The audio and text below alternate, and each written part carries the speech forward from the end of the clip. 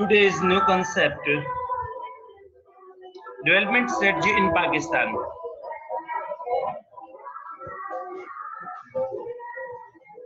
Hello. Before that, about China, India, and Pakistan. Once time we have completed. Now the next, this point is development strategy in Pakistan. हम आज पाकिस्तान के बारे में पढ़ेंगे. Reform initiated in country. कब initiated किया गया था? 1988 में. Led to the worsening of all economic indicator. Reforms starting किया गया था. इंडिया में क्या था? 1991 में किया गया था एंड चाइना में 1978 में किया गया था. 78 में. और आफ्टर 10 ईयर, 10 साल बाद पाकिस्तान में रिफॉर्म किया गया था 88. Led to the worsening. Worsening का मतलब होता है कि उसमें बहुत बुरी हालत थी इकोनॉमी की. Compare to 1980, GDP growth rate and its sectoral constitute have fallen in 1990s compared to 1980 से लेके 90 तक. मोस्टली जो कंट्रीब्यूशन है, ग्रोथ रेट है जो सेक्टर की, वो क्या हो चुकी थी? बहुत डाउन हो गई थी. तो data on international poverty line for Pakistan is quite healthy. International level पे लगता था हेल्दी है, but poverty is on the rise. लेकिन पॉवर्टी डे बाय डे क्या हो रही थी? बढ़ रही थी. Population of poor reduced to 25% in 1980 from more than 40% in 1960. The data in international poverty line for Pakistan is quite healthy. International level पे पाकिस्तान की जो पोजीशन थी वो अच्छी थी, बट पॉवर्टी बढ़ रही थी. Poverty is on rise. Population reduce 25% 25% in 1980 from more than 40%. यानी 40% 1960 में 40% थी और 80 में 25%. But it started rising again in 1990. लेकिन 1990 में फिर दोबारा क्या हो गई थी? बढ़ना स्टार्ट हो गई थी. Something you can revise regarding here. You can learn here about poverty.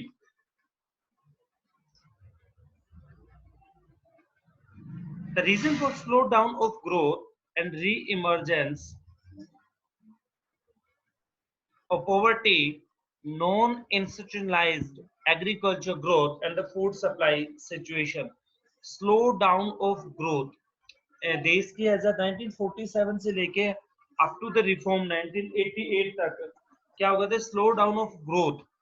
री-इमर्जेंस of poverty are non-institutionalized agriculture. non-institution mean here कि कोई भी किसी प्रकार का एग्रीकल्चर सेक्टर में कोई भी इंस्टीट्यूशन नहीं बनाया हुआ था for the growth in agriculture and the food supply situation.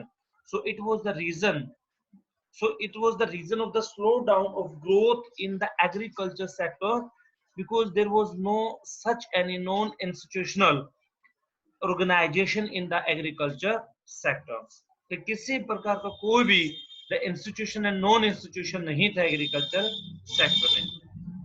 Good harvest, अच्छी हार्वेस्ट है. डू यू नो अच्छी हार्वेस्ट के क्यों रीजन है? क्यों है वहां पे?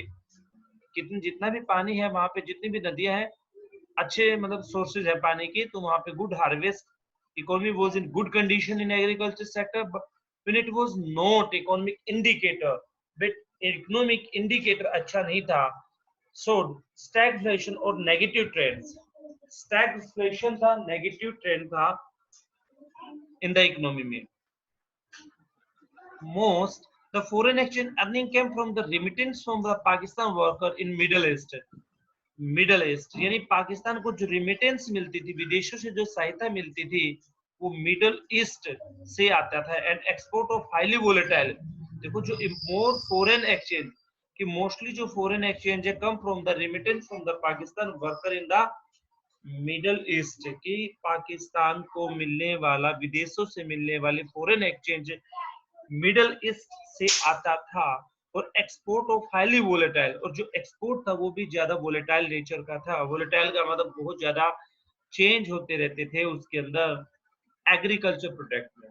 दोबारा बात समझिए कि फॉरेन एक्सचेंज पाकिस्तान को मिलता था. No doubt we will write here the foreign exchange earning come in Pakistan from the Middle East country.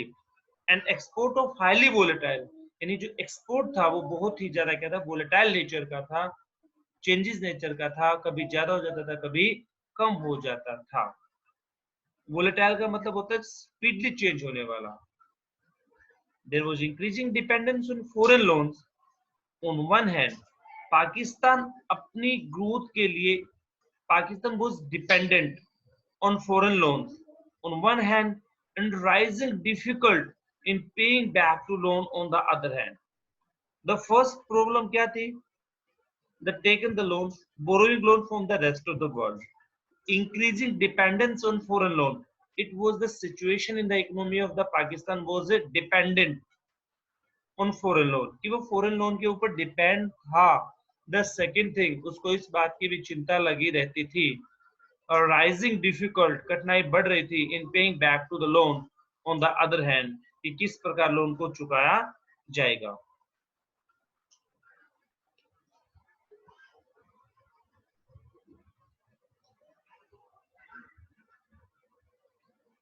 Now it was the again please see the development strategy in Pakistan. First to write it reforms 1988 से 88 तक था, sorry 88 में reform किया गया था. China economic reform 1978, India 1991 and Pakistan in 1988. GDP growth जो sectoral थी वो बहुत कम हो चुकी थी. पॉवर्टी डाउन थी 1980 में 25% थी और 40% इन 1960. बट अगेन इन 1990 दोबारा क्या हुआ था, राइजिंग अगेन बढ़ना स्टार्ट हो गई थी. There was no institutional and non institutional organisation in agriculture sector for their growth. कोई भी ऐसा सेक्टर नहीं था. There was a harvest economy. Harvest economy अच्छी थी but not a indicator for economic growth के लिए कोई इंडिकेटर नहीं था. Pakistan received remittance from the rest of the world from the Middle East कि पाकिस्तान को रिमिटेंस मिलती थी. रिमिटेंस का मतलब होता है उसको कि उनकी जो मीन दैट पाकिस्तानी थे वो विदेशों में काम करते थे, उससे जो पैसा आता है उसको रिमिटेंस बोलते हैं.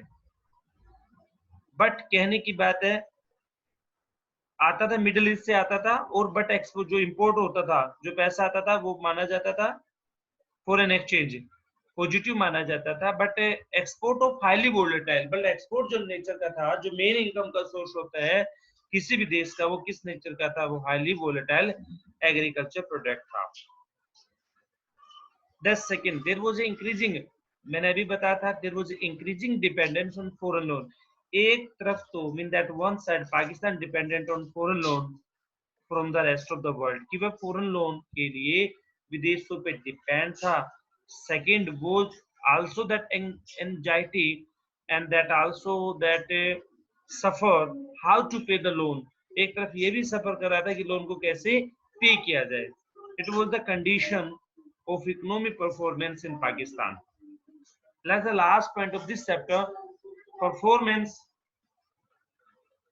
analyze the performance analysis in India, in Pakistan, and in China.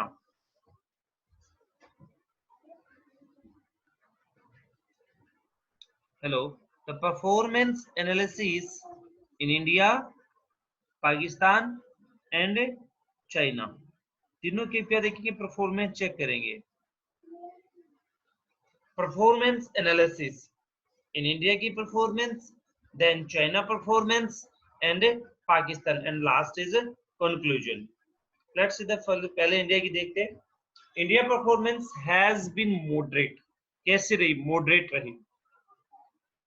ज्यादा एक्सट्रीम पोजीशन नहीं कह सकते, लोअर नहीं कह सकते, moderate position. Moderate mean middle position. Performance reform introduced, we know very well, reform introduced in 1991 has been that have been accelerating economic growth. Reform introduced in India in 1991. India's performance has been moderate. A majority of population 56% dependent on agriculture. If you don't know the data, when you write in the exam also easily you can write the maximum number of the people in India वो depends on agriculture sector. Infrastructure is lacking in many parts of India due to lack of industrialization. There was there was moderate types of infrastructure in India. कि किस type का infrastructure था हमारे देश में? Moderate nature का था. Moderate nature का infrastructure we can say here. More than 1/4 of its population live below the poverty line. More than 25%, more than 1/4 of its total population live below the poverty line. You can write here also about population, about poverty. कि poverty बहुत ज़्यादा थी, more than 25%. Yeah, you can say near about 25% people were live below the poverty line. Poverty line के बारे में लिखना है, population के बारे में लिखना है, एग्रीकल्चर सेक्टर के बारे में, परफॉर्मेंस कब इंडिया रिफॉर्म्स अप्लाई किया गया था. You can write here it is yet to raise per capita income and standard of living of more than 1%, 1/4 of its population that lives below the poverty line. It is yet to raise its per capita income. कहते कि फिर भी हमारी per capita income बढ़ गई थी, standard of living बढ़ गया था. Then say कि कितने परसेंट लोग mean here कि 25% population poverty line में थी. In spite of the poverty, mean the many the 25% people living below the poverty line, that it is yet to raise the per capita income. Per capita income फिर भी बढ़ गई थी. कहते कि standard of living बढ़ गया था कि 25% रहने के बावजूद भी, कि पॉवर्टी रहने के बावजूद भी हमारा पर कैपिटा इनकम बढ़ गया था. एक बार दोबारा चेक कर लेते हैं इंडिया के बारे में. रिफॉर्म्स इंट्रोड्यूस हो गया था 1991 में. Majority of population depend agriculture sector में. 5-year प्लान कब स्टार्ट किया था? Also you can write here, यहाँ पे आप लिख सकते हैं. ठीक है, इंफ्रास्ट्रक्चर और इंडस्ट्रियलाइजेशन मॉडरेट नेचर का था. और also you can write the India's achieved high growth in the service sector rather than industrialization in the rather than secondary sector. इस secondary sector की बजाय जो हमने growth rate achieve की है वो किसमें की थी? Service sector में की थी. मतलब whatever that you're in your mind regarding the performance analysis since 1947 to up to 2000, you can write 2010 तक, 2005 तक, 2000, whatever that in your mind कि जो भी आपके mind में आता है regarding the good performance है, bad performance है, sectoral performance है, industrialization performance है, service sector reforms है, सब point you can write in this point, आप लिख सकते हो. Next, चाइना में क्या था? First again the China become independent in 1949 and 1953 adopted 5-year planning and 1978 58 कौन सा ये था? L, which was the point? GLF 1958 1978 सभी 8 पे जा रहे मोस्टली पॉइंट. 1978 1988 1958 1978 इकोनॉमिक रिफॉर्म और पाकिस्तान इकोनॉमिक रिफॉर्म 1988. क्लियर है ना? बार बार रिवाइज करते रहोगे तो याद रहेगा. तो about China's reform you also easily you can write it. आप यहाँ पे ग्रेट लीप फॉरवर्ड के बारे में लिख सकते हैं, 5-year प्लान के बारे में लिख सकते हैं, इकोनॉमिक रिफॉर्म्स के बारे में लिख सकते हैं. And now see that in what is given in this point. Lack of political freedom. China में पॉलिटिकल फ्रीडम नहीं थी. Its implication for human rights और major concerns. Yet China's performance has been the best comparatively. This is a very, very fantastic point. China's performance has been the best comparatively India and Pakistan. It achieved success in raising the growth level along with poverty alleviation. It achieved success in the raising the growth level. The growth level to badi, no doubt GDP has growth rate. It achieved success and the more growth in the GDP along with the reduction in the poverty alleviation program. Also reduction in the poverty with help of the poverty alleviation program. समझना, poverty को कम किया गया with help of the poverty alleviation program. It has used the market system. We know when in India adopted mixed economy, China adopted militarist, and one is also what militarist and mixed economy also. But China adopted market economy without losing political commitment. It has used the market system. उसने market system को adopt किया, market system in which the market is used the market system. अब थोड़ा सा एक confusion मैं आपको बताना चाहूंगा कि इंडिया में चाइना में स्टार्टिंग में जो इकोनॉमी थी ना वो सोशलिस्ट इकोनॉमी थी. अब यहाँ पे मार्केट इकोनॉमी सिस्टम कैसे आ गई आपने पूछा नहीं मेरे से. It is used to market system. देखो मैं ऊपर आपको स्टार्टिंग से बताता रहा हूँ कि चाइना की जो इकोनॉमी है वो कौन सी है, सोशलिस्ट इकोनॉमी है, सेंट्रलाइज इकोनॉमी है, गवर्नमेंट इकोनॉमी है. But here I am telling here it has used the market system. क्या both are the same?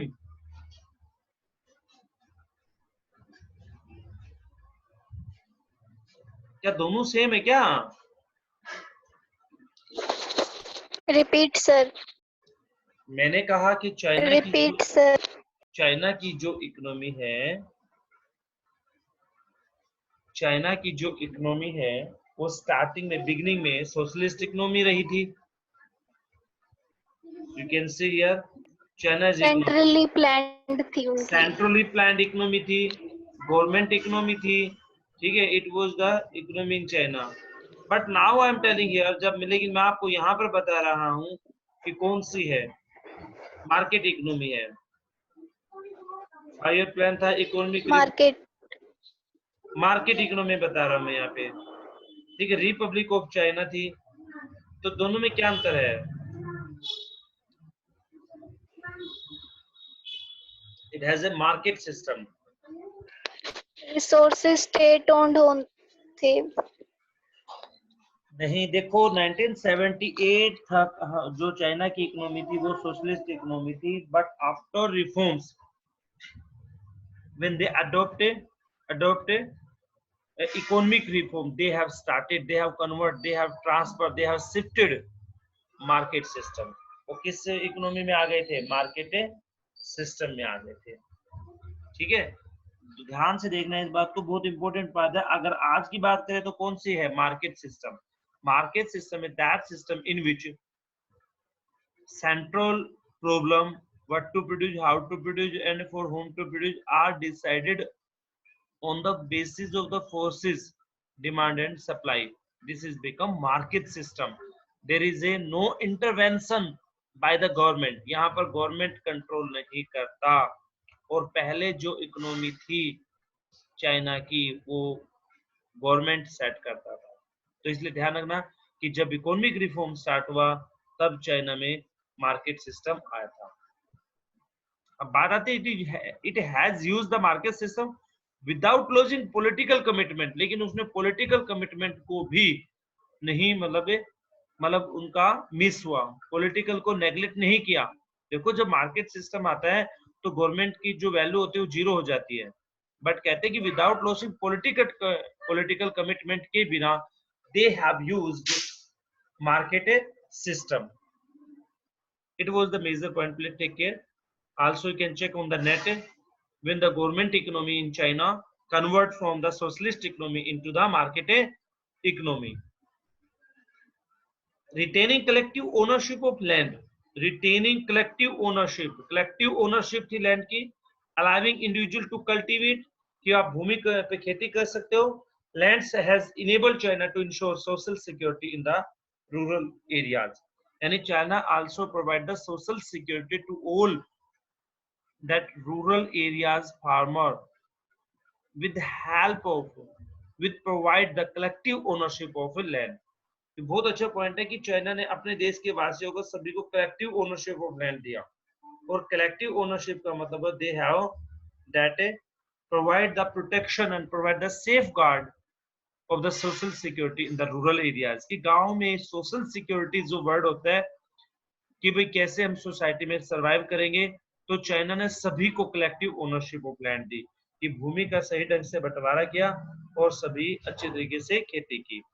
A positive result in human development indicator has been brought by public intervention in providing social infrastructure even prior to reform 1978. ये point किसको show कर रहा है? HD को। HD mean here human development indicator has been brought by public intervention. A positive result in China regarding the human development indicator has been brought by public intervention, कि ज्यादा से ज्यादा किसकी भागीदारी ली? पब्लिक इंटरवेंशन की, in providing the social infrastructure बनाया गया even prior to reforms 1978, कि 1978 से पहले इकोनॉमिक डेवलपमेंट में की बजाय, sorry I am telling about here human development indicator. Human development का मतलब होता है health institution, health organisation, about